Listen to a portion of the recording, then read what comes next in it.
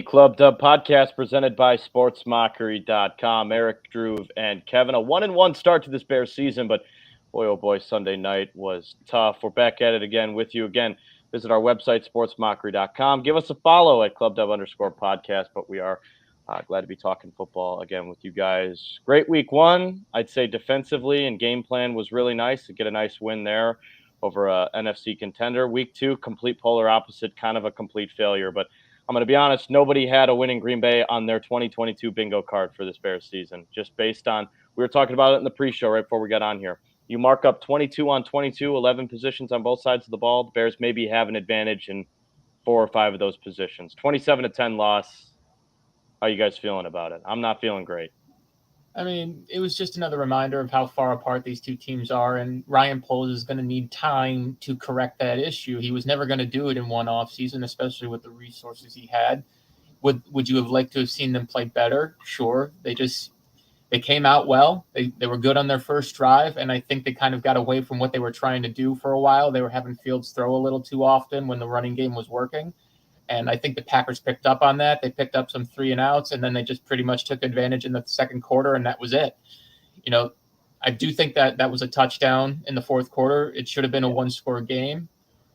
Didn't get the call. You're probably never going to get the call in Lambeau. We all know this. So when they didn't get the call, that was pretty much their last opportunity to get back in the game. And, you know, Green Bay pretty much put it away after that. It was an unfortunate result, not all that surprising, and you just hope that, you know, they're going to be able to close the gap at some point soon, and hopefully Fields will be a part of that when that time comes. Yeah, and I think the reality is they went into that game with a little bit of house money, you know, like no one really had them beating the 49ers other than like, you know, the off chance like, oh, it's Trey Lance, maybe the Bears, you know, somehow win this. But I mean, I think realistically you're looking at one of the top teams, top contenders in the NFC who should very comfortably challenge for a playoff spot. Bears beat them in the second half pretty handily, and then they go into Green Bay with underdog mentality. We probably feeling some confidence, but all of that is great. We talked about how the hits principle and all this kind of stuff should, in theory, kind of help close the gap in terms of just playing smart and not beating yourself. But the talent gap, like to what Eric was saying, is just too strong. I mean, great offensive line, great running backs, great scheme. Matt LaFleur is an incredible coach. Obviously, you know, still a great quarterback, great secondary, great defensive line. I mean, what do you do? So it's just the Bears. I think the foundation is clear what they're trying to do. I did have some concerns about how much some of the key pieces that are being counted on for the future struggled in that game. Cole Kmet, Darnell Mooney are invisible. Justin Braxton Fields. Jones sucked. I mean, he was terrible Sunday night too. I think Larry Borum was worse than Braxton Jones, actually. And Borum might have been worse. Yeah, and I think like the offensive line honestly was fine. Maybe the inside parts were fine. Yeah, the inside part was fine. The run game was strong. Montgomery had a nice couple blocks. That first drive was great. Tevin Jenkins had his best drive in a Bears uniform. I mean, he looked great. But the outside, Borum really struggled, man. And it's a good defensive line that Green Bay puts up against you. But there just has to be more. I don't know if you're right. It's a skill thing for sure. But there has to be just more push. It's a quarterback that's already struggling to get the ball down the field. You know, there has to be more of an emphasis on that. You have to play harder. There's no other hits principle has to be in your head when you're playing a rival like that with a great defensive line. 100%. And I think like if I had to dog the offensive line, I mean the run game, I cannot fault the run game at all. I think the pass game, it was okay. Like as far as the pass blocking goes, but man, oh man, like Fields not seeing the field. Obviously there were some drops, and then I mean the defense. I mean we got to talk about the defense. They were just bad. Kyler Gordon struggled. Roquan Smith was bad. Just a rough game for this defense. So unfortunately, they didn't really have the ball much. 22 minutes. They had 3 and outs there in the middle in the second quarter, where the Packers really helped kind of pulled away and got into a comfortable lead. just a rough game. But I mean, it's just, I mean, this is one of the best teams they're going to play all year, and they're going to play them again at Soldier Field. They played them early in the season. We know how Sunday night at Lambeau Field goes. Like, it's just like, this is just a constant theme year after I'm year. just so sick of it. I'm so sick of it, man. I get it. It's go ahead, Eric. Sorry. It's the same thing over and over again. People keep talking about Aaron Rodgers. He's a problem. Don't get me wrong. He's a Hall of Fame quarterback. It's hard to beat Hall of Fame quarterbacks. But if you look at this rivalry, it's almost always the offense not being able to pull their weight in most of these games. The Green Bay defense has almost consistently shut them down. I mean, you remember the 3-point game in 2019. They've been able to control the Bears offense consistently almost every year. And until that changes, you're not going to start beating a good team like that. And, I think Justin has talent. There's no question he's got talent. He's shown flashes of his capability to be a really good quarterback. It's finding the consistency and being able to function with comfort inside the pocket. And he's not there yet. Now, it could be a new system. Could be he doesn't quite trust the offensive line, which is fair. In both cases, his weapons just don't get open consistently. It's all of those things, but he still needs to do his part in trying to function properly as a pocket quarterback. Drew and I agreed on this. He's at this weird point right now where he's trying to operate like a pocket quarterback, but he's in the body of a running quarterback, and he doesn't really seem to have the instincts for either of those things. And it's why he's kind of got that deer in headlights sort of look from time to time. He doesn't execute with confidence, and it's really frustrating to watch because he's capable of so much more. So a lot of people are already concerned. I understand, you never like to see your quarterback struggle, but for Bears fans, it's particularly hard to watch because what we've been through over so many years, having to watch all these quarterbacks come in with so much talent and then just struggle over and over and over again. And they're like, oh God, are we having to go through this again? So listen, the concern level has to be there because of a couple things. I'm going to throw one play up there right now. He has the first down here if he runs up the seam. He's going to beat. I can't tell who that. It's blurry. I can't tell who that is up there at the top. Campbell? It looks like Devondre Campbell. Yeah, he's going to beat Devondre Campbell to the edge, or at least give you a third and inches. Now, you can't throw this ball. This is a Mitch Trubisky play. Sorry for bringing him into this, but it is. Tell me it's not like this was. I went back and I watched a lot of the individual checkdowns and things like that. He completed 7 passes. I think more than half of those were checkdowns. Yeah. What did Mitch Trubisky do when Matt Nagy got in his head about not, playing from the pocket and things like that? You got to win from the pocket. He started checking everything down and running everything. That's all we saw from Fields on Sunday. Some of those were great. This is a great play that he had. Let me pull this up. I don't have – here we go. This video right here. This was a broken play, and he ended up winning it. Look at – that's a broken play, and he ends up making something out of it. That kind of a run, that's great, and I love it because most guys are taking sacks there. You see the edge get beat here. You see Braxton Jones just get beat horribly on the outside. I mean, he goes untouched. But the thing is, you see so much of this. We saw a lot of this on Sunday where you felt like he was fleeing the pocket way too early. Just, my guy's not there. He's not at his spot, so I'm not throwing the football. That long touchdown to Dante Pettis week 1, it was a cool, good vision throw or whatever, but the guy's stationary. You don't win with station in space. If you're not hitting guys in space, you're not going to beat a guy like Aaron Rodgers. And that's why I'm really, really concerned. This goes back to like this goes back to awareness. And look, everything that we've heard, all reports going back to college, is that Fields is very intelligent. He understands the game on the chalkboard or whiteboard, whatever. He can understand what the defense is doing. He understands plays, concepts. He has high retention skills, all those kinds of things. And I don't doubt any of that. It's the awareness during the games and when the bullets are flying. One of the biggest concerns was, mechanics and footwork and all that staying sharp. We saw that a little bit in the preseason. I haven't seen that here so far in the regular season.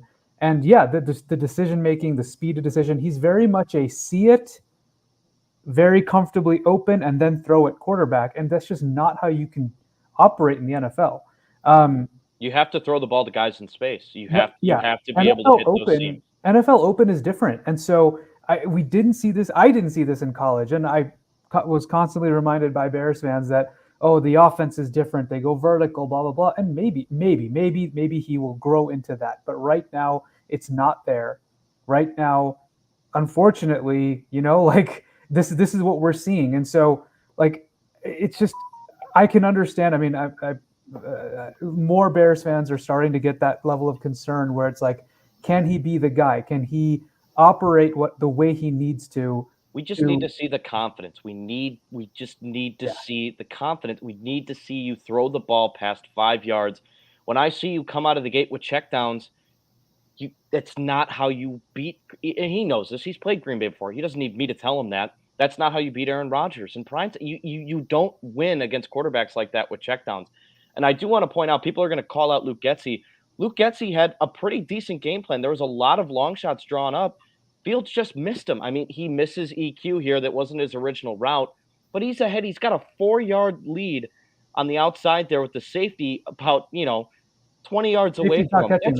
That's a touchdown. If that's thrown on time, the safety's not catching it. Actually, the first read is probably the inbreaker by Mooney. If that's timed properly, Fields needs to rip that. I was just about to say, look, at you see the comeback right around the 37 there. That's a catch in game. 3 guys are open. I mean, you got to throw. You got to throw the ball. I mean that it's this kind of stuff that's just like it's very aggravating. Sorry, and like, you've been pretty bad tonight. You guys are able to hear me? Yeah, my internet's been cutting out. Oh, sorry, man. What I was saying was just this is the kind of stuff that's very aggravating. And I understand. I mean, now I'm seeing a lot of fans like, oh, look at Jalen Hurts last night. He finally showed, a lot of progress yesterday after a few years. And yeah, he did. I mean, absolutely he did. Josh Allen is everyone's favorite example. But like, these are not the norm. Like this. And again, Hurts' first game of looking actually elite. Like, that was first game. We don't know if it's going to happen again. So we need to see that happen. Josh Allen is literally an absolute exception. This kind of development does not happen. You need to be showing those kinds of traits, decision making, quick thinking, that kind of stuff early in your career. Otherwise, it doesn't just like happen. So I'm maybe we'll see him grow into that with some scheme changes. Maybe they'll attack differently against Houston. I'm keeping the window open, Bears fans. I know I've gotten shit for it over the offseason. It's not closed. We're not saying that at all. No. Exactly. But it's just, you can see. At the end of the day, here's the problem.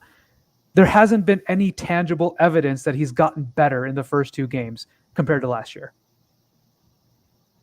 And this is true. I mean, I was telling Bears fans this on Twitter. I'm not giving up on Justin. There's no reason to give up on Justin yet because, again, new offense, not a great supporting cast, all that stuff.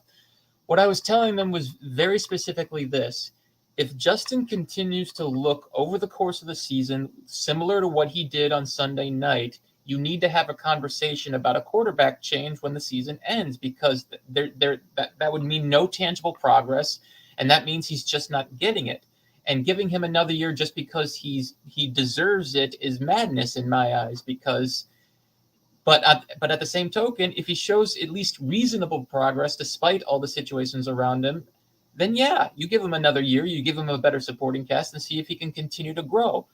People were trying to compare him to Mitch Trubisky, and I'm like, Mitch Trubisky had a good second year. He was really good in 2018. He wasn't great, but he was better. And he earned that 2019 extra opportunity. Whereas Justin, he still has to earn that. And you have to keep in mind, Poles and Eberflus, while they're behind him, they didn't draft him. And that's a factor. That's never going to once be a called factor. him a franchise quarterback. Never once. So they know they have that in their back pocket. If Justin doesn't perform up to their standards, they know they can go get their own quarterback, and they've got the green light from ownership for that. So this is on Justin. He has to earn the right to be the long-term guy, and he's not quite there yet, despite being, a former first-round pick. Nobody's giving up on him. He's going to stay the starter throughout the year, regardless of what happens, as he should. And then we're going to be able to take stock next offseason when the Bears are back in the first round. They're going to have a ton of cap space to spend, and then we're going to go from there.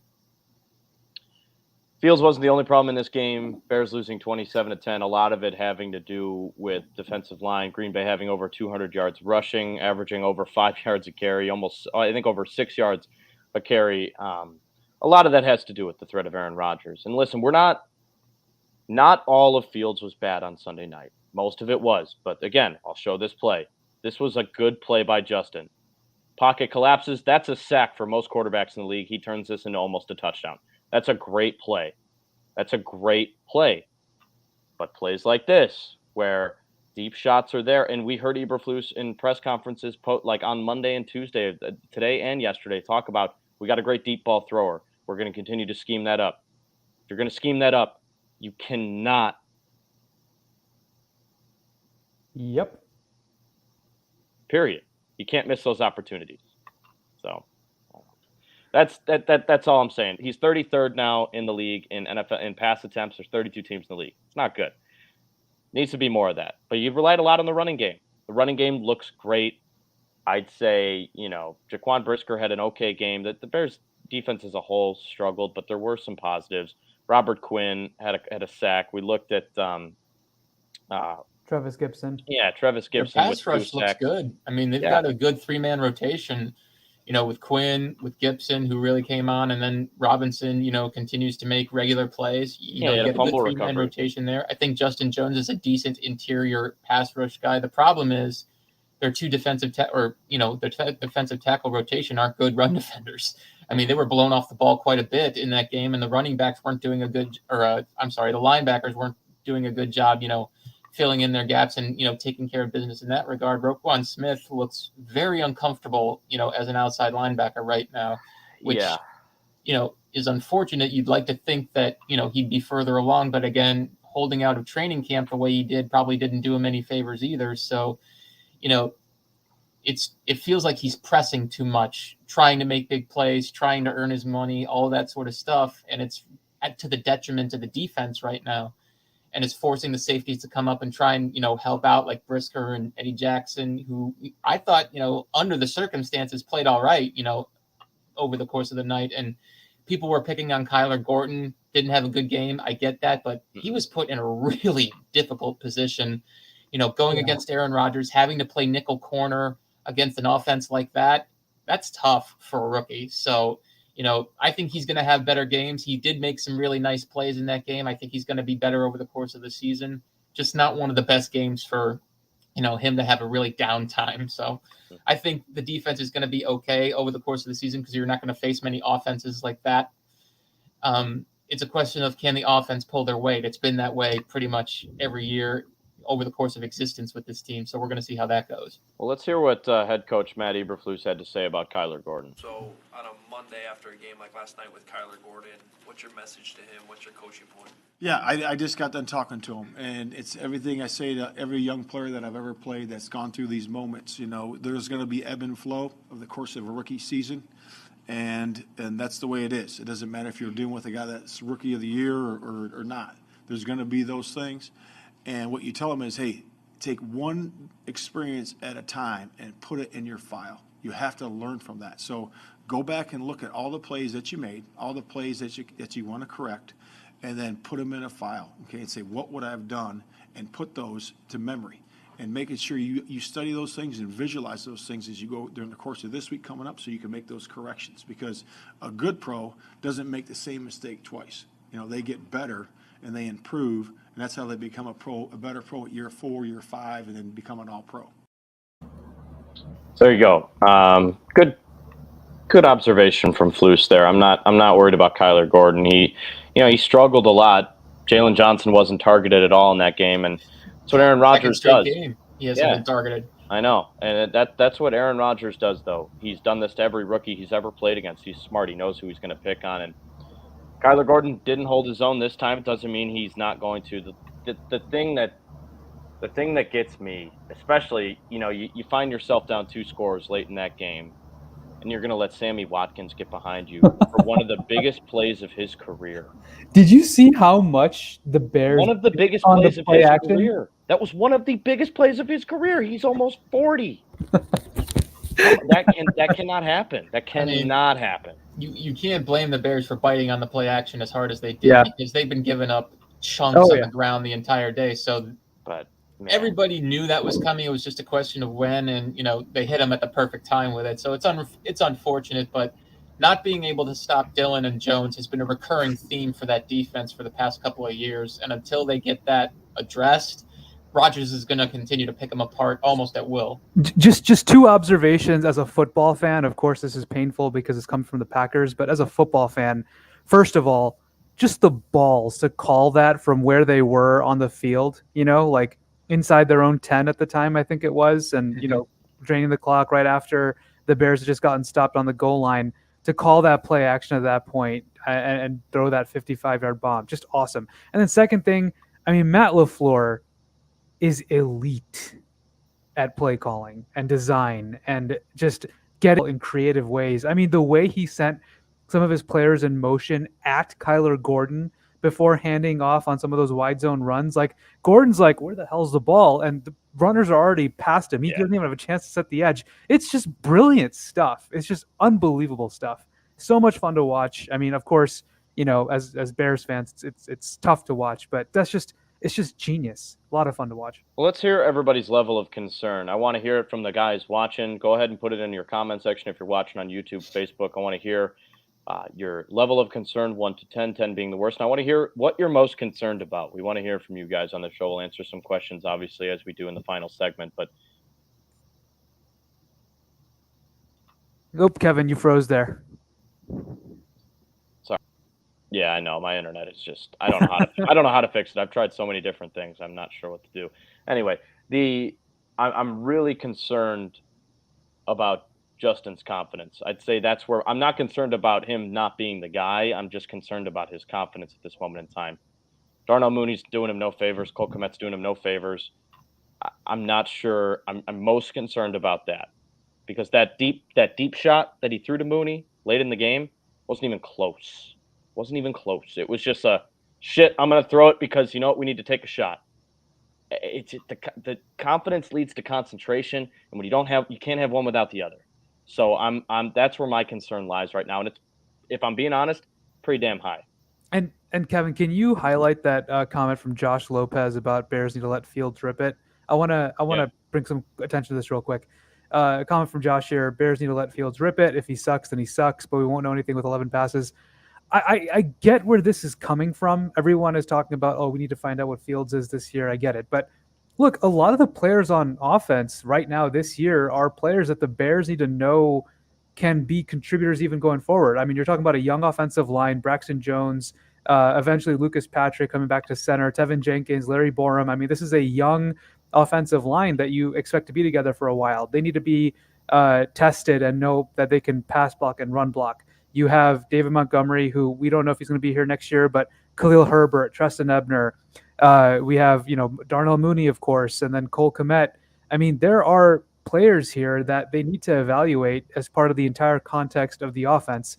And Velus Jones, when he comes back, just passing the ball with Fields without really attacking strengths and knowing that Luke Getsy knows how to game plan for an opponent, those kinds of things, those are all important. So I get where you're coming from, 11 passes.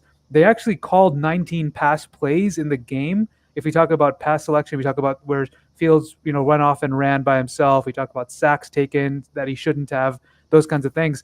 So the balance was actually quite there. They didn't run enough plays, but I think just calling as many passes as the Bears can to try to evaluate Fields, I get where that's coming from, but that's just not good process in the context of how many things the Bears have to evaluate this year. And you also have to take the opponent in mind. I mean, the Green Bay's pass defense is really good. You got that secondary loaded with first rounders and, Pro Bowl caliber players. You got a good pass rush as well, led by Kenny Clark and Rashawn Gary.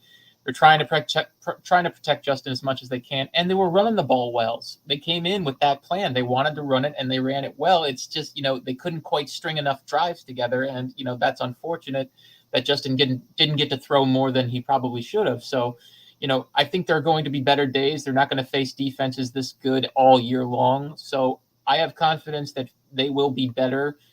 It's a question of, can they be consistent enough to stay that way, and that's been their problem for a long time.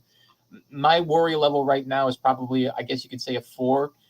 it's all centered around the passing game. I think the defense is going to be decent enough to at least keep them in most games, and the running game is going to be good. Their run defense probably isn't going to get that much better than what it is, but there's really not much they can do about that. It's a question of, can they become even, top 20 passing wise, or are they going to continue to look like this all year?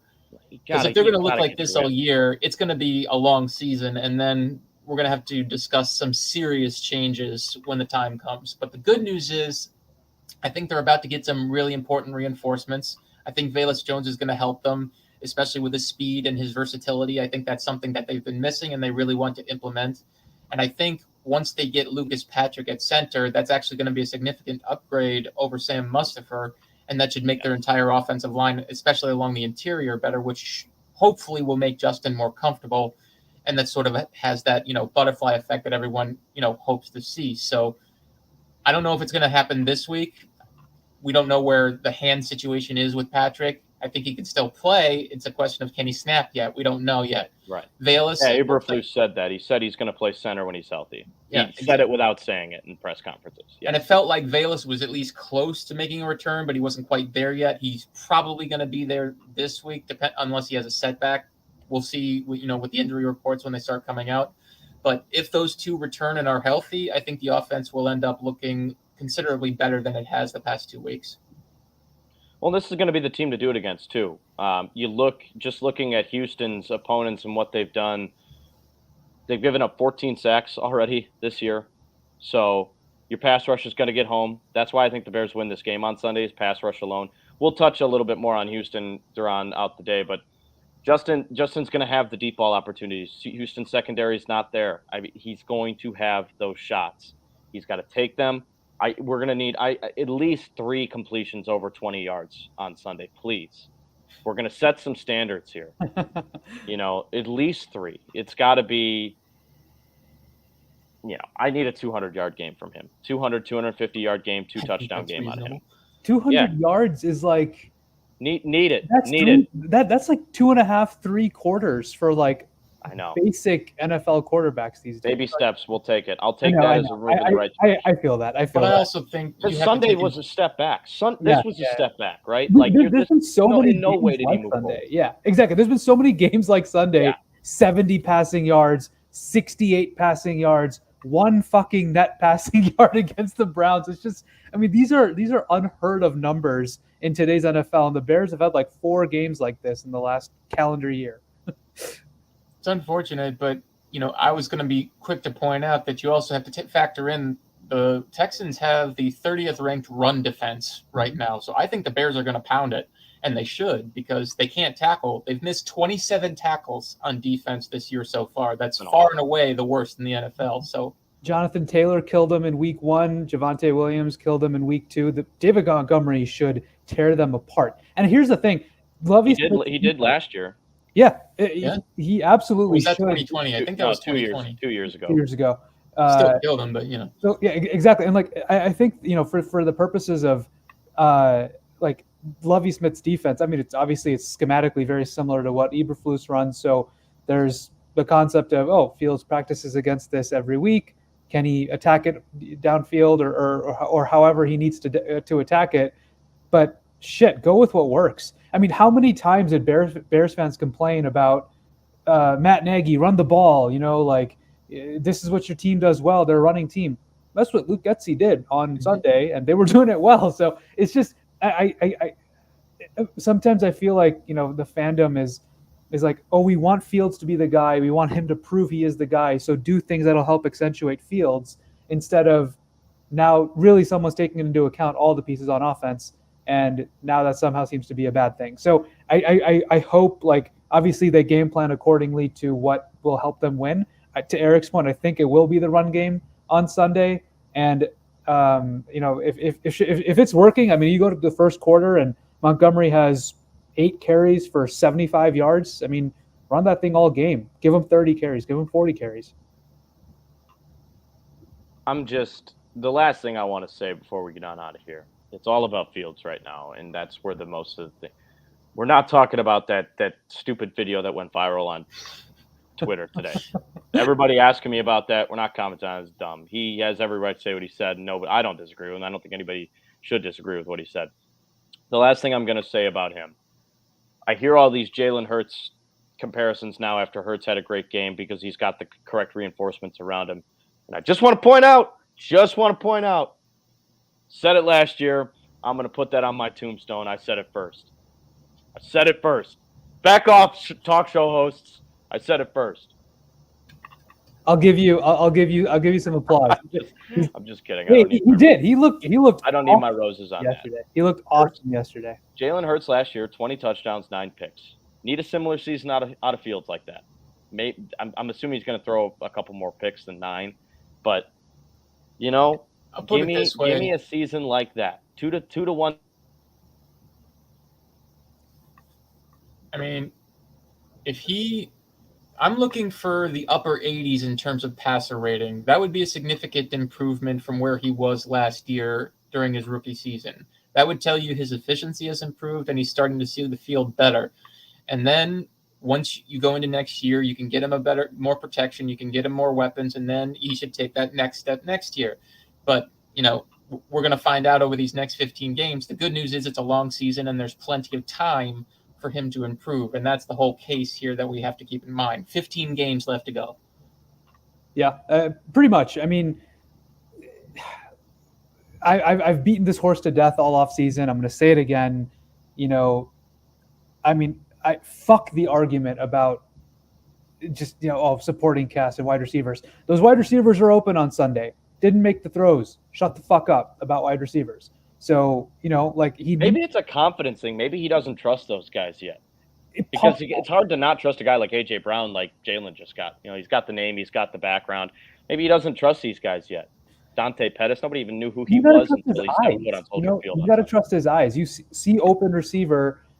Agree. No, I agree. I'm just throwing a counterpoint in there. I get it. I get it. And it's just but if he's going to make that step, he's got to start doing that. I think it would be just a disaster scenario if Davis Mills comes into Soldier Field on Sunday and looks like the better quarterback, which he has already. Last year, he looked like a very good prospect.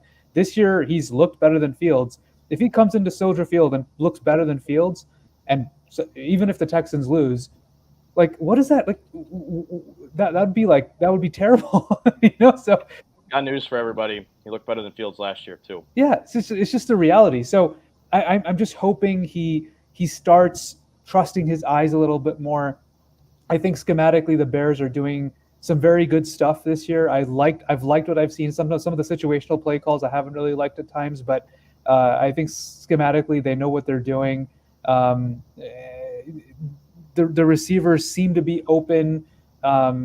Just things make sense. Just capitalize, be smart, throw the football.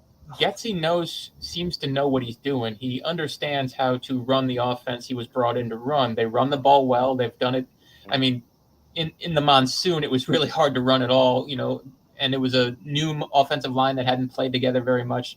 Last week or on Sunday, they looked great. I mean, they were blocking really well the entire game. Tevin Jenkins was moving people constantly. I really hope they keep him in for an entire game because switching him with Patrick is annoying me to no end. Yeah. Why do you think they're doing that? I think they're doing it because they want to keep him fresh until when Patrick is ready to go play center full time. That makes the most sense. It feels like they want to keep Patrick engaged until he's ready to go at center, which I understand, but still.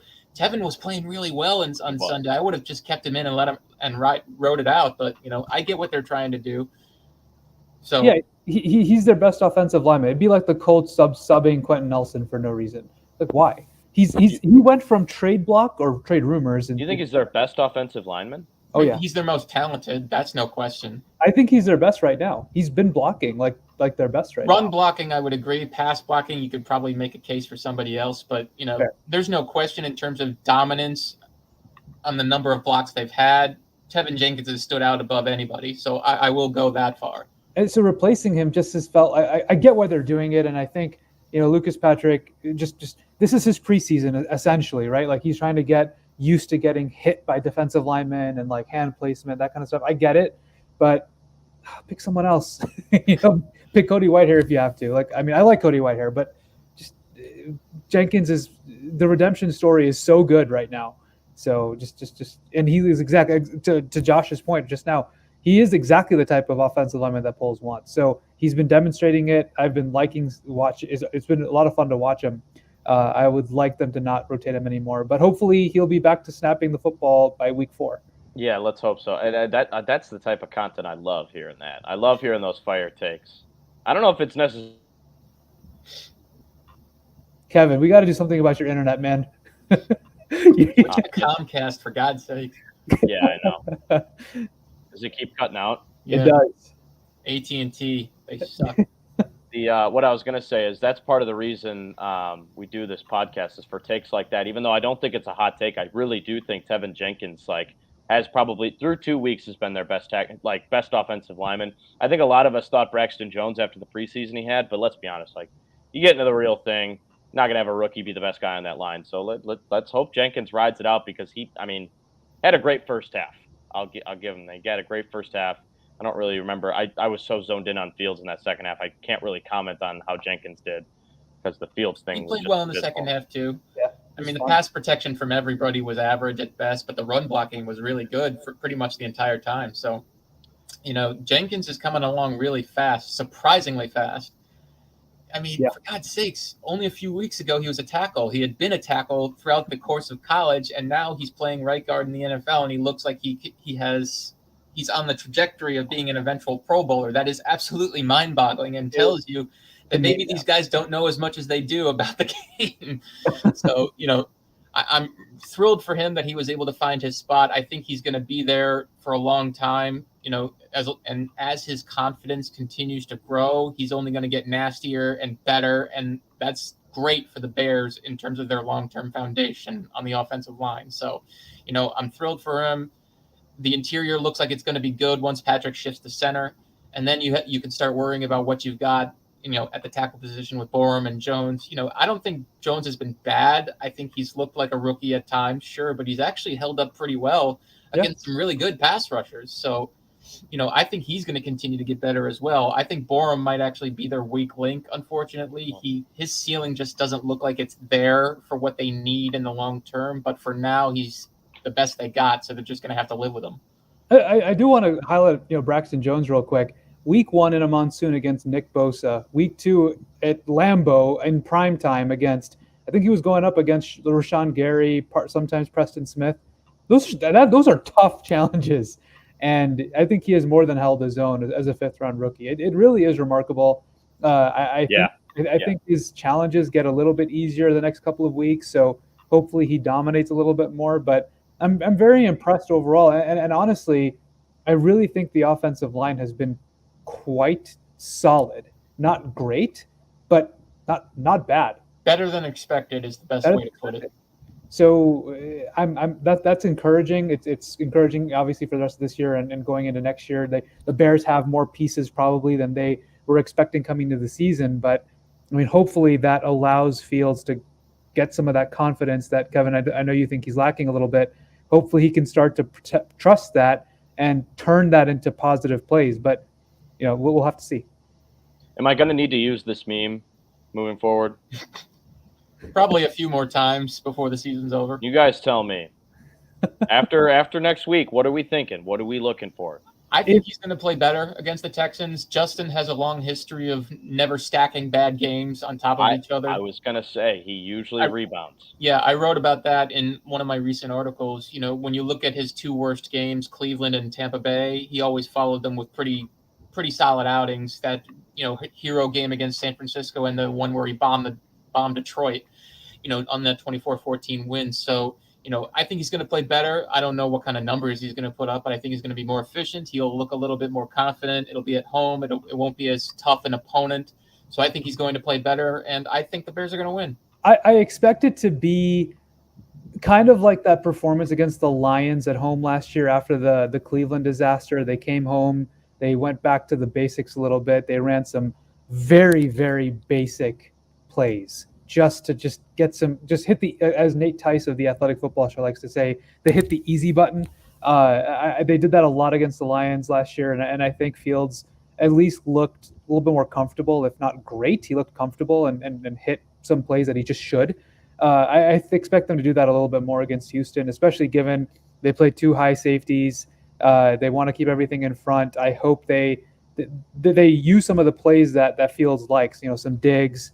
Maybe try to get them into cover 1 or 3 a little bit, and try to use some of those crossing routes and over routes that Fields really liked at Ohio State. Like I hope they're able to use some of that, but or just dominate with the ground game. But there is no excuse for this Sunday to Fields to look uncomfortable. They're either going to run the ball really well and use play action, and he should be good on play action, or he should have a lot of, he should be able to pick apart some soft zone coverage. I mean, if he looks flustered on Sunday, I mean, what are we doing here? Agreed. Heard it here first. Heard it from Drew and Eric first. Before we get into our final segment and preview the Texans, touchdown or not? You guys tell me. Where's he holding the football? Is he holding the football in his ass? No, he's holding it in his hands. That's a fucking touchdown, man. Get the fuck out. Like, that made me so mad. I think Eberflus put it best. If they had ruled it a touchdown, it would have stayed a touchdown. Unfortunately, they ruled he was short, and it wasn't enough evidence to overturn. It's one of those ticky-tack sort of things, unfortunately. So, but, I said it on Twitter when the whole thing unfolded. You can't leave calls in the officials' hands in Lambeau Field. It's always going to go with the Packers. So, Yep. The Bears have to learn to control their own destiny in those games, because if they leave it up to the officials, they're going to get burned every single time. Can I rant about this play a little bit? Did you like the play? I was going to say, do you like the play call or do you hate it? I hated it. I did not like the play call at the time. I don't mind the sneak, but I felt he should have done it under center. Exactly. I didn't like the gun idea. Then again, Jalen Hurts ran a gun sneak from near the goal line yesterday and executed it well. I actually think this play was executed fine. I think Fields picked the wrong hole, first of all, but I don't love the play call. I would have preferred under center, get the fullback in there, and push Fields. What the fuck is Cole Kmet doing on this play? He's trying to pull a defender off of Fields, who's grabbing Fields and trying to pull him away. Push him. Push the pile. Oh, my God. Yeah, Borum was criticized for that, too, that he didn't get in on the action. It just oh, my God. I was looking at that. Just look at the way he's holding the football, though. Yeah. Like, you can see where the ball is. It's in his forearm. That's over the goal line, man. How do you miss this after a replay? How? I think, and I may be mistaken, I think the letter of the law says the ball must be visible, and I don't think the ball is visible. His hands are visible, and you can infer that the ball is there. His hands are visible, the ball is there, ball must be. But I think the letter of the law says unless you can see the ball, then you can't overturn it. And so if that's the case, and unless I'm wrong about that, by letter of the law, they got it right by making the call stands. But it's frustrating because it's like, dude, his hands, it's a touchdown. But at the same time, to Eric's point, shouldn't have gotten to that point. Execute the play, do a better job, make sure there's no doubt. I actually blame the Bears here. So I'm afraid to Google search that without my internet cutting out. So go ahead and Google search that while we talk about the Texans. One of you guys, I'm curious to actually hear that rule, because if that is the rule, I'll lay off a bit. But man, that was a touchdown. I don't want to hear anything else about it. That was a touchdown. It's a different game. I don't think the Bears would have necessarily won. Rodgers would have stabbed him in the. Yeah. He would have pulled out all stops. It would have been a 1-score game with 8 minutes left, and we know exactly what Aaron Rodgers does. Yeah. He executes an 8-minute offense. Right. Yeah. The play clock. The Bears would have had the ball with under 2 minutes to play. Best case scenario. Yeah, at least. Best case scenario. Yeah. All right, Texans preview. Let's hear from the comment section. Guys, we got Bears or the Texans. I got the Bears in this one pretty easily. I'm going to be honest. They have a better run game. Texans give up a lot of sacks. Dominique Robinson has looked great. A little bit quieter week 2, but Travis Gibson took over with a couple sacks early. Man, Robert Quinn looks healthy. He looks quick. He looks fast. He looks fantastic. I think the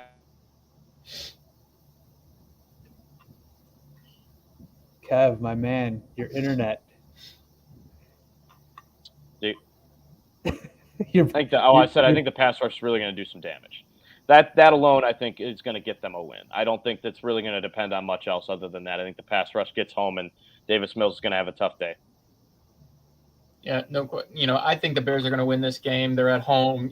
Texans still aren't a very good football team. They play tough. Don't get me wrong. I think this is going to be one of those sloppy type games where both teams turn it over a few times because they both play that way. But at the end of the day, I don't think Houston is going to be able to run the ball as well as the previous two opponents could. And I think the Bears are going to be able to, use that to their advantage, get them in a few more long distance situations. And, Mills is not the kind of guy who's going to run away from pressure, very much. So I think the Bears are going to be able to get home on them a few times, force some punts, give the offense a few more opportunities to actually get some things going. And, with the home crowd behind them, I think they're going to score some more points, move the ball a bit better, and I think they're going to come out with a win that they really need. Yeah, I'd like to watch a little bit more Texans tape before I comment too fully, but I think I think the Texans do have the quarterback advantage going into this game. Sorry, Bears fans. But at the same time, I think the Bears are probably more talented. But it's hard to say. I think they're better coached. I do not trust a Lovie Smith-led team at this point of his career. So it's hard to say. The Bears are at home. I think it's going to be an ugly game. I think it's going to be an ugly game. Two struggling offenses, two defenses that like to focus on keeping everything in front. Not going to be a lot of explosive stuff happening unless it's in the run game. I think it's going to be a boring as hell game. I do think the Bears pull it out, but 16-13, something like that. Similar to the Broncos game? Something like that, yeah. I'll take the Bears by 2 scores. I think they're much better than the Texans on a lot of fronts. So I'll take the Bears 20-10. All right. Cool. Let's take a look at the comment section real quick before we get out of here. Kyle, tuning in. Good to see you. Talking to a good friend. This game hurts because it's just Green Bay. Wasn't them. I wouldn't feel as bad, but since this is a stupid-ass rivalry or a stupid division, it pisses me off. I think a lot of people feel that way, Kyle. Good to hear from you again, man. Thank you for tuning in. Bryson, Stingley's going to give Mooney problems. Yeah, he could. And Mooney cannot afford a third straight bad game. No more excuses for that guy. Get out there and catch the damn ball. Come on, man. Lovey's defense is similar to ours, so would he even be following Mooney? I don't think he would be. Yeah, I don't think they're going to play much man. You think they'll do soft zone most of the time? That's usually what he does. They've been vulnerable to the deep ball, so they may not have a choice. If I'm Luke Getsy in this game, Matt Eberflus talked about how we need to highlight our skill and make sure that we are getting our playmakers the ball. In this case, it's Darnell Mooney and Cole Kmet. They have to be front and center of the game plan when they're not running the ball. But I do expect, at least schematically, maybe some more jet sweep type of stuff where Mooney gets the ball, he gets the ball in space a little bit, is able to make some people miss with his good footwork and ability to kind of make people miss. He just needs touches. He needs the ball in his hand so he can do something because he's dangerous when he has. So I expect Getsy to incorporate some of that. If he doesn't, shame on him. Totally agree. Guys, great show tonight. Let's hopefully get a win on Sunday. Hopefully Fields looks better. We can kind of step off the ledge a little bit. Go ahead and give us a follow at @ClubDub_podcast. Go ahead and follow our individual accounts, and we will talk to you guys next week. Peace.